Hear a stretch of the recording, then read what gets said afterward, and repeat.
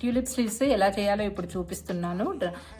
First basic slew prepare చేసుకోవాలి. తర్వాత ఇక్కడ సెంటర్ పాయింట్ నుంచి 2 ఇంచెస్ పెట్టుకోండి.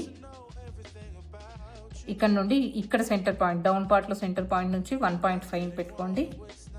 సో ఫ్రెంచ్ కర్వ్ తీసుకొని ఈ పాయింట్ జాయిన్ చేయండి. ఇలా జాయిన్ చేశాక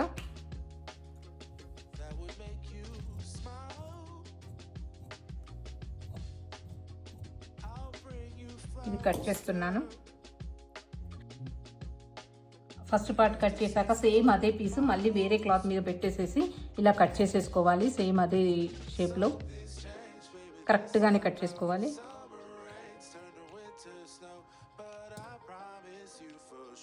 సో ఇక్కడ సెంటర్ కరెక్ట్గా ఉండాలి.